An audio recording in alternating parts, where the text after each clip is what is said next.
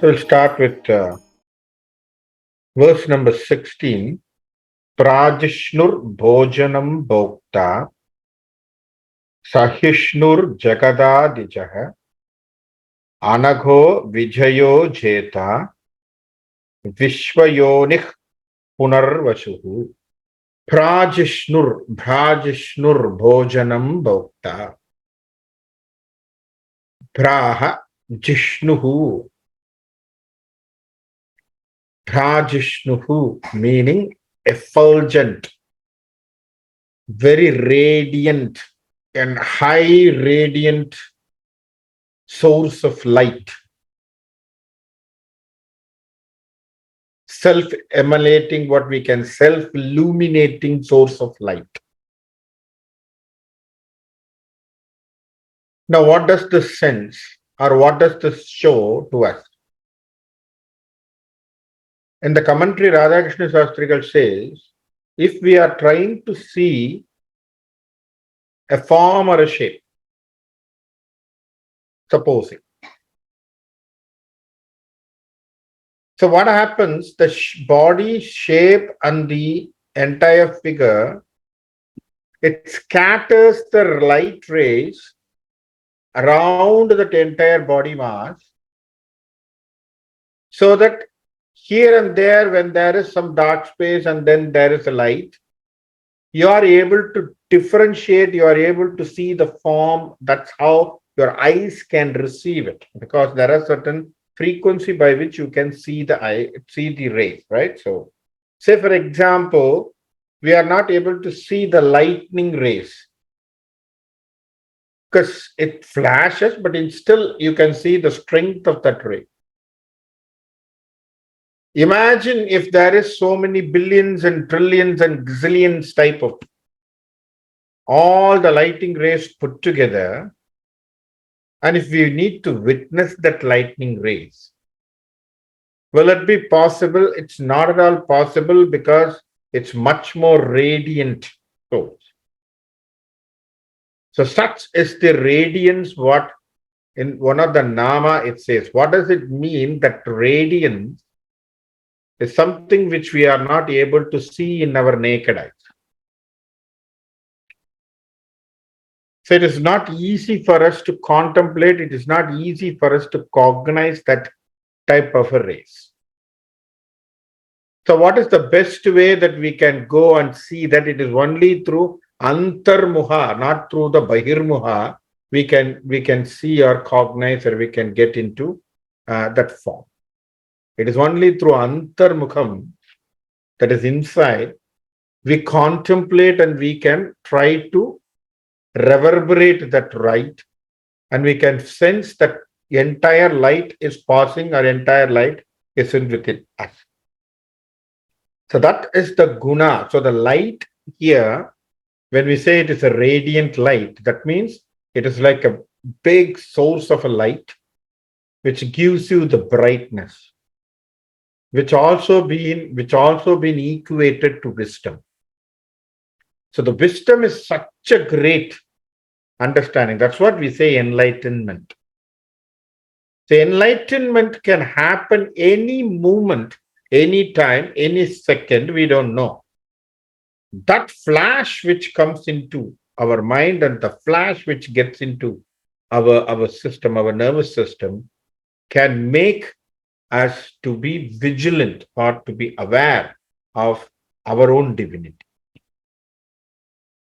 Now, how do we equate this? Beautiful incident happens in Mahabharata.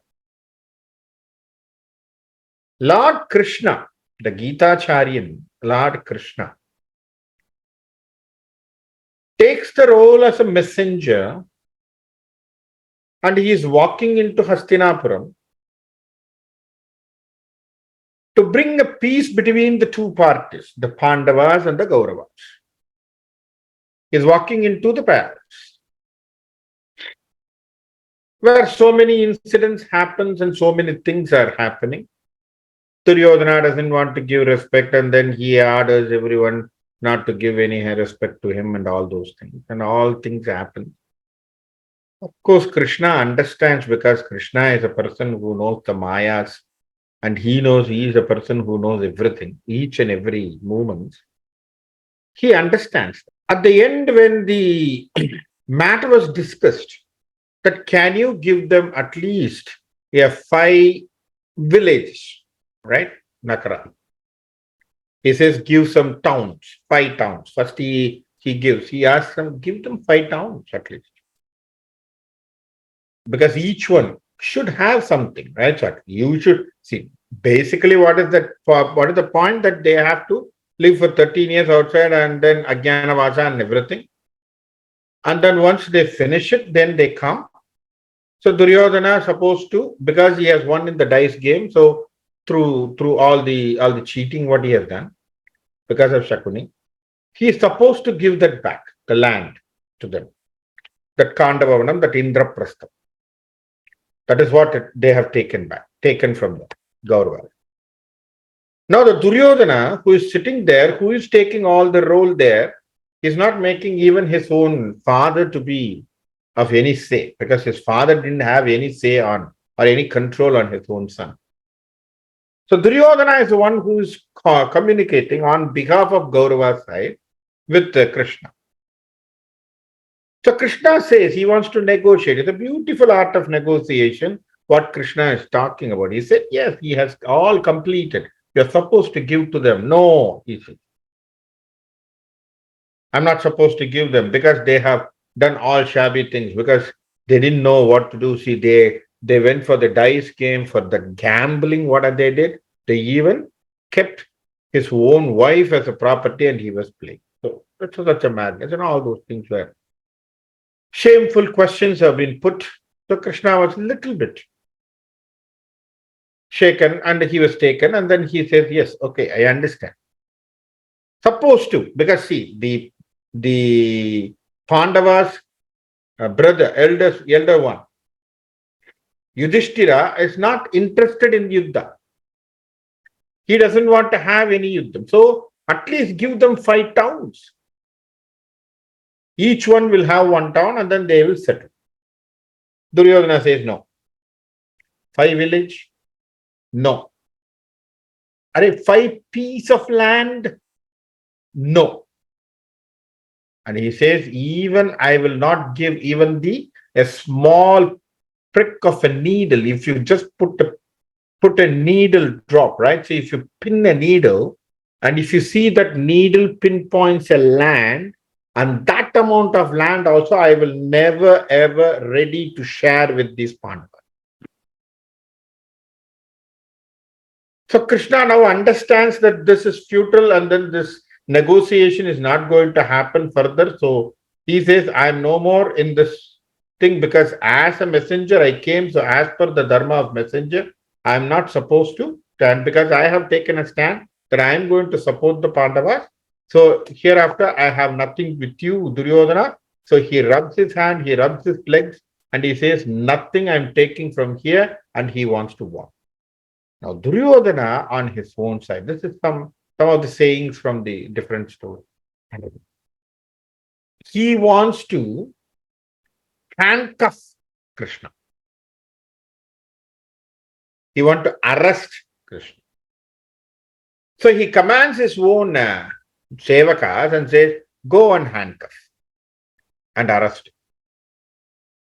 Now Krishna turns towards Duryodhana and then he takes a little bit of a Vishwarupam. He didn't show everything, but he takes a Vishwarupam. Now Duryodhana and all the others, Gaurava Sena peoples, they were a little bit taken aback, because even that image what Krishna showed was a little bit of frightening to them. They were a little bit taken aback. Now the blind king Dhritarashtra, who is sitting there, he didn't know what is happening. He is trying to murmur, he is trying to blabber, saying that, what is happening? What is happening? My son, what is happening? Anyone narrate me? Anyone narrate me? Anyone narrate me? Now Krishna, for a few seconds, he says, Dhritarashtra, I am giving you a vision. Take a look at me. And then he gives him a vision. Now Dhritarashtra gets that vision for some minutes and he is supposed to witness the Krishna. He says, oh my God, I can't see. It's so much a scorching like a sun or as a resplendent, a radiant source of a light. I'm equating that incident to this Nama Prajashnur. So what does it mean? He's a source of a light who you can't even see in your naked eye. Dhritarashtra can't see it. We are all Dhritarashtras because we are also blind in ourselves with our mundane life and materialistic pursuit and love and affection and relationship and samsara bandha. So we are all blind as a Dhritarashtra. The vision of a God cannot be seen in our naked eye. That's why it says it's Prajishnu. The beautiful understanding, see, that's why Mahabharata's each incident, they reverberates with beautiful, they reveal beautiful understandings of gunas of Bhagavan. So that's one of the greatest incidents which happens before that. And then Krishna walks out from the palace, and then the war has been declared and everything has been done. And then we know what the story follows back. So why I'm saying is, Brajishnuhu, it's not easy for us to see on our ordinary eyes. Can we see a sun? No. The sun is very bright. We are not able to see it. Even sun cannot be seen. You can understand how they are very radiant source of a light. Okay, Brajishnu. Bhojanam. Bhojanaha. Bhojanam means mostly when we say the word bhojana, we always equate it to the food. Bhojana means we always equate it to the food. Bhojanam refers to pleasure. Bhojanam refers to pleasure. Food is one of the pleasure. Okay, food is one of the pleasure. That's why it is equated to the pleasure. Now, according to Radhakrishna Shastrigal in his commentary, he says for every individual in the samsara sakara, in the mundane life, you might need 4 important things. What is that? Number 1 is your physical body.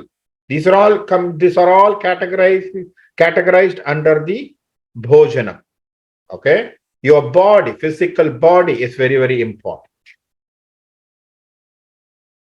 And what is number 2? Your sense organs and its actionable instruments, what has been given to us. The sense organs and its actionable instruments, including your mind. That is the second avaya, which is needed. And the third one, he says externally what you need. What is that? Property, food, water, shelter. That's what we say in the Maslow's hierarchy of needs. The first need, what is that? Food, water, shelter, and sex. What we say that your life, living, dampatya, your house, the world, the affection, the relation, you need it because of your security needs, socialization needs, and everything. And then the fourth factor or the fourth thing, what he also adds up is, he should also know how to work with them, how to get this, how to work with this pleasure, how to enjoy the pleasure. Beautiful understanding. See, it's not just like having this pleasure and supposing you have a pleasure. Okay, say for example, I had a very good example of one of the thing which my grandfather usually shares. There was one of the big merchant. Okay, big merchant means they come from a merchant community. So he has earned money in sense that his house starts from one street and ends in the other street. Such a big house. And there's so much lavish money. They eat in the silver plate, silver spoon, golden tumblers, golden vessels, money and, all those jewelries, precious stones and everything has been there, that house. He himself, those days, my grandfather talked about those days. He was having 4 or 5 ambassador cars, so many servants. You can understand the lavishness of this. But he had a problem. See, this is the problem. See, this is the problem. This is where we have to think about the God, because you are given with pleasure. Sometimes you are not able to enjoy the pleasure. What happened? This guy has everything. If he needs, he can ask fresh cooked food. Problem is he can't eat. He has a problem in eating. So what he will do, my grandfather says, he will ask fellows. He has 2 or 3 servants or fellows who are working with him, who will eat very good. So he will ask his cook the delicious food to be cooked, and he will sit in front of these people. They will put the banana leaves and serve all the things. These guys have to eat in front of him.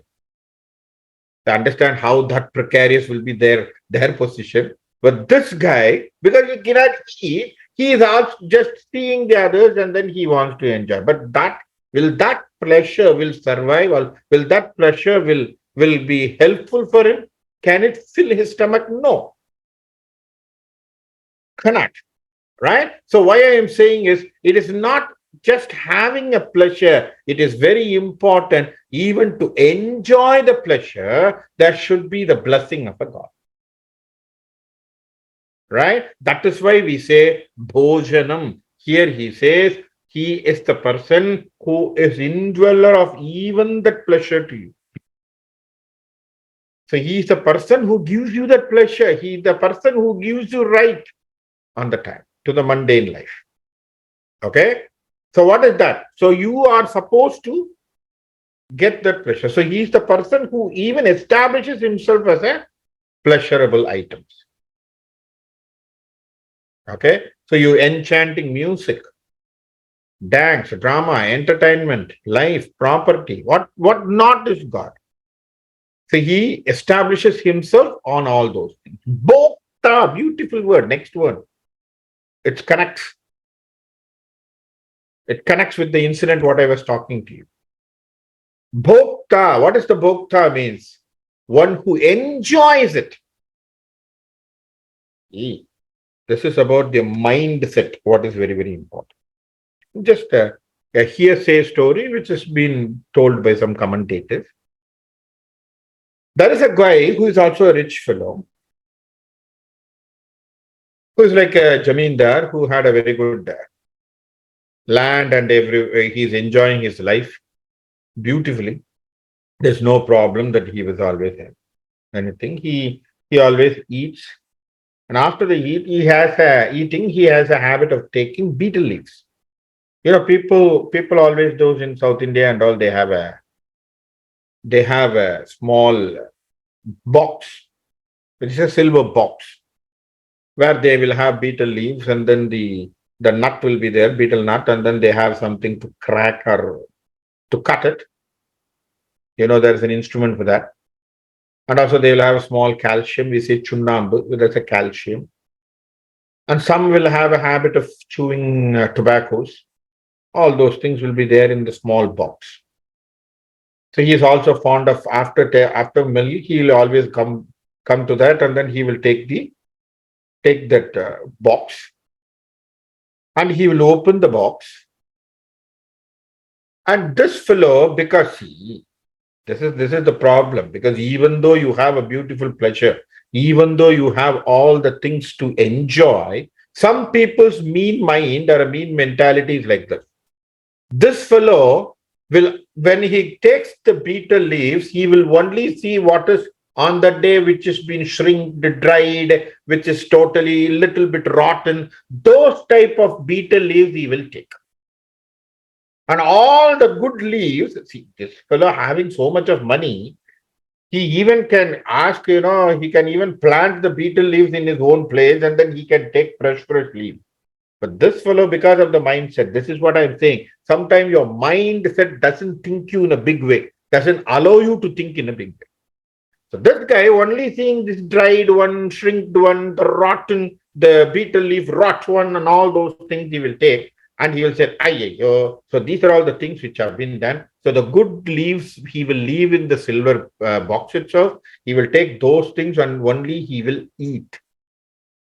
And same way in the night also, dinner, after dinner, he will take it. And for him, fortunately or unfortunately, there will be some 2 or 3 leaves which will be rotten or shrinked or dried, which is always there ready for him. So he will take it and he will take it and then he will chew it, and every day he is doing it. This is the way that he is living every day.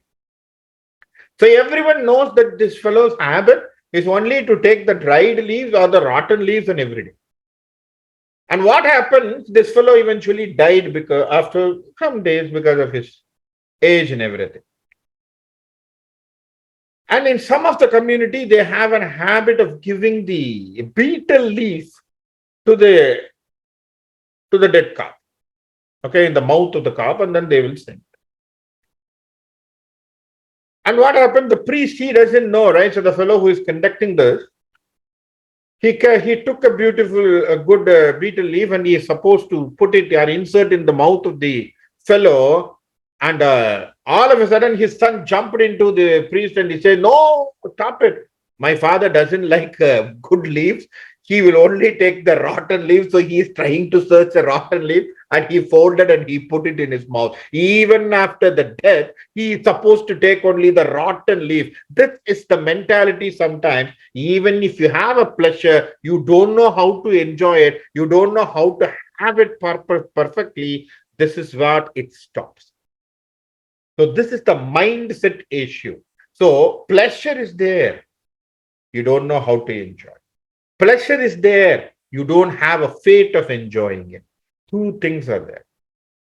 There is no fortune for you to enjoy. House, big house. Beautifully said by one of the poets, by Kannadasan. He always refers to the place where he was born. It's Karaikudi, they say. And those places are merchant community peoples who live. He referred and he put a beautiful word. He said, those houses are very, very big. And house is big. The people who live there is very, very little. Few people, like 2 or 3 people only living. And he referred it to the city in Chennai. He said, there, big houses, few people. Here, many people, no houses. Right? So that's a beautiful reference he said. அங்கே மனிதர்கள் இல்லாத வீடுகள், இங்கே வீடுகள் இல்லா மனிதர்கள். So this is what in Tamil he says. அங்கே மனிதர்கள் இல்லா வீடுகள். They have a big house, but very few people were residing. Here, people's a lot, no houses for them to live. So this is the comparison what you can understand. Pleasure, where does it come? People have big houses, no children, no issue. So we can understand where the problem lies, because you may have pleasure, you may have everything, bhojanam, you have money, you have wealth, prosperity, but you cannot enjoy. So what is very important? Not just having money, even the enjoyment is a blessing for you. What you enjoy is a blessing. Are you putting your food and you're able to say the taste in your mouth? Enjoy it. Bhagavan say, Are Narayana, today I'm understanding what is salt, what is sour, what is bitter, what is all this taste. Because of you, my tongue is having the pure, perfect taste. My nose is smelling the beautiful fragrance. My eyes are able to see everything. Are we seeing? Are we able to understand? Even a food. Even if you take it and put a gulp in your mouth, we should be very thankful that the God has given you all your avayas to work properly. All right. So because this is very important, bhojanam bhokta. So who is giving that? It's only the Lord Narayana who is trying to give that. Sahishnuhu. Sahishnuhu. Very, very patient. Patient to the core. Beautiful. I immediately always remember Rama in that story. when you talk about patience. Who will go in front of a fellow who has abducted his wife, torturing her in the Ashoka Vanam or Ashoka Vati, every day, day and night, falling at the feet of that girl, requesting her to marry. And she even yelled him, she even scolded him, "Arey, you're a dog. You're a dirty dog," she told him straight away. Sita uttered the same word to Lankeshwara, Ravaneshwara. That fellow, with all the scoldings, with all these abusive words also, he was just standing and he said, "Sita, you marry me. Sita, you marry me." See what a great knowledge he had, what a great understanding, great warrior he was. What a level of music he had. All those things for the sake of a woman. This is the other way, that because he didn't know how to control his avayas. That's the problem. For the sake of a woman, he left everything, right? Including you. So what happened? He abducted her. And he took her. And she is in the Ashoka Vana. Now this fellow is coming. The first day itself he is coming for the war. Rama had a very great opportunity. He was Nirayadapani. Nirayadapani means he lost all his weapons and he is standing empty. If at all Rama could have decided, the war could have ended on that day itself. Right? If that is the real anger of the Rama was there, he should have shot and he should have killed him. But Rama told, "You go today and come tomorrow equipped. Indru poi naalai va." You go today and come tomorrow well equipped. We will fight. Because as per the raw war tactics, a king without having no weapons, I'm not supposed to fight. So Yuddha Dharma says that is the thing. So just go. Today I'm leaving you. Go. Come tomorrow, we will fight. Think about the shame what Ravana had in the way. Because he walked as a majesty in that entire city, in the country. Like he is a majestic king. Without anything, without weapon, totally, like a grace given by Rama saying that, "Go, today you go, come tomorrow, go. Like that. He was been pardonized and given by Rama. Such was his way that he has gone shame in front of because this is the real life lesson for us to understand. If our senses are not clear and senses are not being controlled, if we are if our character is lost, everything is lost. Now, what I want to say is, even in that moment, he was very patient. Very, very patient. So patience is something what we need to get from the devotion, from the Bhagavan. What does it mean? Sattvic guna. Patience is sattvic. So this is one thing which we need to imbibe from the Bhagavan. Okay? So that is basically what is called Sajishnuhu, Sahishnuhu. Jagadadichaha. Jagata Adityaha. Jagataha Adiha. So this is how you are going to see. Jagat Adihi Dishaha. So that means what? Jagat Adi means when you talk about a universe, when you say there is a world, there is a universe, the universe being created, he is supposed to be the person who is the primordial source to even create this universe. That's why he is called as Hiranyagarbha. The Hiranyagarbha means he is the person who is without any disturbance, the universe was there, and that a small disturbance came, Sanchalam came, and then the universe started creating its own self. Prakriti, Purusha, everything all started. So Jagadadijaha. So he is the person who has originated even from. Okay, so he is referred as even before. Anagaha. One who doesn't have any sin. Now, this is very subjective question, subjective thinking concept. The sin and what we say the punya, the boon or the things, the good deeds, what you're getting. These two are a very subjective term with regard to today's modern application. So, what is the best way that we can always understand this? According to Bhagavan Satyasai Baba, he says, almost during the deathbed, every person will, before dying, he will have his own mind running with the flash of memories, what he did for the whole entire life. See, because always we will have, when we become old, what happens is our thoughts will always go back to the past. Mostly for the past events, past transactions, and everything will come in your mind.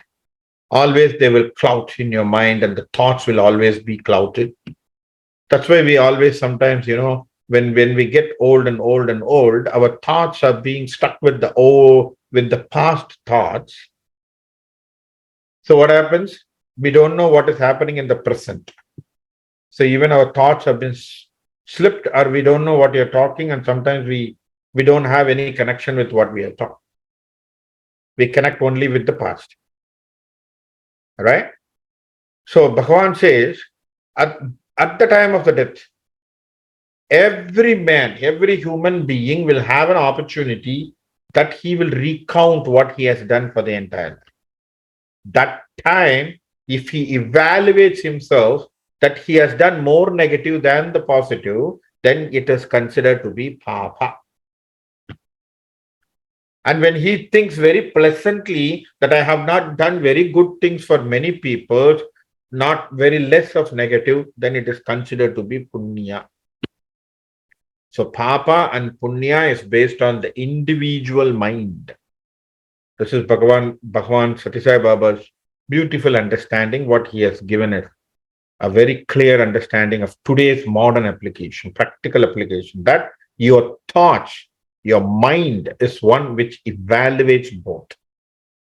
Okay, it's a very subjective thinking, right? So subjective thinking. So when you think, when you judge, when you try to evaluate, you find that it's more harmful, more hurting others, more insulting others. You have done all negative deeds. Then definitely it's papa. As per your own mind. There is no one to judge you. There is no need of someone to judge. That's why he say there is we always say there is a person called Chitragupta, who will try to account, right? He is having a big accounting ledger. Probably we don't know what type of software system he is using, whether QuickBooks, Sage, or ERP system, or whatever operating system, or he is having any artificial intelligence system where he is taking accounts of every human being. We don't have any idea. But that person, we are supposed to say that he is taking all the ledger and he is accounting all the papa punyas, and then he will say what this guy has done. Satyasai Baba says beautifully, Bhagavan says beautifully, says there is no one by name called Chitragupta. It is called Chitta Gupta. Chitta is mind, Gupta is your something secret. Your mind secretively evaluates what you have done as a good and bad at the end of the deathbed, and it will evaluate what you have done. So it is happening with each and every individual. So it's a very subjective one. So what does it mean? Why I'm equating here with this? Because we say Bhagavan doesn't have any sin means it is very clear that his motive is only for positiveness. So let us also imbibe that character. At least we will try to attempt doing positive things, doing good things. At least think in your thoughts. At least think loga samasta sukhino bhavantu. So what happens if you do like that? Vijaya hai. Always he is victorious. Same Vijaya will come to you. Same Vijaya will come to you. When it will come? When you are getting out of the sin. When you do positive, when you are doing very good, when you are identified as a person of goodness, and definitely the victory will always come in LOP. Because see, your motive It's not for you. Your motive is to serve to the society. Your motive is to help the society. If you're thinking in that parlance, that is what the dharma, what you're thinking about, and I am here to help the service. I am here to do the help to the society. If you're putting that objective in front and you're working on it, you will be progressive. You will be prospering more than the others. So then, in that case, you won't have any stress or strain because you will start enjoying what you're doing. You will start enjoying what you're doing. This is why we say Manava Seva, Madhava Seva. Beautiful. These are Bhagavan quotes. So Vijaya will definitely be there. Jeta. So when there is a Vijaya, what happens? You get fame. Beautiful. See, you can see how it is very much linked here. When you are out of sin, you get victory. When you get victory, you get fame. Fame is like a byproduct which has been attached. The bonus. Right? So it has been given to you. So all these are something which is attached as a package, as a combo pack given to you. When your mind and thought and everything is very pure and very positive. Right? So that's where we say Vishwayonihi. Why we need to think all these things about the Bhagavan? Because Bhagavan is from where the entire universe is started. It is like the womb which carries the entire universe. It is only the divine intervention which gives me the direction. Everything is under his control. Correct? So he knows what has to be done, what has to be done next and all. Punarvasuhu. Punarvasuhu. So that's why he always loved. He always loved to live in the body. He always loved to establish himself. What type of body? How he is living? He is living as Antaratma. That's what it is. When there was even a funny story, they say, funny incident. But when the God was creating each and every creature, he has given the different powers and different abilities for each creatures to go with. Then he thought that he needed someone who is more controlling all these creatures and all, more powerful in thinking, more powerful in intellect and everything, not physically, but mentally so strong. So he created a creature by name human beings. And Bhagavan gave beautiful mind and everything and all for him. And then Bhagavan was searching where he can live. He thought he will live right within the creatures. He has already also decided. So he cannot live with all these five senses. So Bhagavan thought, okay, let me live as an Antaratma. Probably this fellow will not even search. Because even there was a question, supposing he understands that you are there, what happens? Then he will become divine. So God says he will become divine. Then other devas and all, they were a little bit worried. If he is become divine, so how many gods we can accommodate? Already we have so many gods, right? 33,000 crores or something like that. 30 kodi devar. So what we can do? Then he said, very simple. I will be inside, but the only problem is he will never know that I'm inside. The God has decided to be inside as an Antaratma to each and every person, each and every individual. He is living in each and every person's physical body. But the problem is we don't even know that the divinity is within us. Chasing money, chasing fame, chasing occupation, chasing profession, running for something else. Fame, name. And what happened? We have lost many of our times even to integrate ourselves with that great divine source. We forgot. We even forgot there is something like divine. Sometimes we were so mechanical that we even forgot that there is something like divine which is present. So this is the reality what we are living today. So Punarvasuhu. So God loves to be within you. So that means what? He is not somewhere there in Vaikunta. He is Bhaktana Kridaye inside. He is inside. So what we need to take one little step to understand that I am divine. Let us take that attempt to understand that He is the indweller in everyone.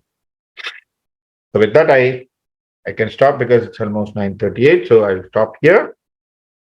Hari Om Kayena Vacha Manasendriyarva Buddhyatmana va Prakrite Swabhavat Karomi Yatyat Sakalam Parasmai Narayanaye Samarpayami Yadakshara Padaprashtam Matra Hinam tu Yad Bhavet Tapsharvam Shamyadadeva Narayani Namostute Visargavindu Matrani Padabadhaksharani Cha न्यूनानि चातिरिक्तानि क्षम्यश्च पुरुषोत्तम अन्यदाचरणं नास्ति त्वमेव चरणं मम तस्मात् कारुण्यभावेन रक्ष रक्ष जनार्दन हरिः ओं तत्सत् इति श्रीरामकृष्णार्पणमस्तु स्वस्ति प्रजाभ्य परिपालयन्तां न्यायेन मार्गेण महीं महिषां को ब्राह्मणेभ्यः शुभमस्तु नित्यं समस्तलोकाः सुखिनो भवन्तु समस्तलोकाः सुखिनो भवन्तु समस्तलोकाः सुखिनो भवन्तु।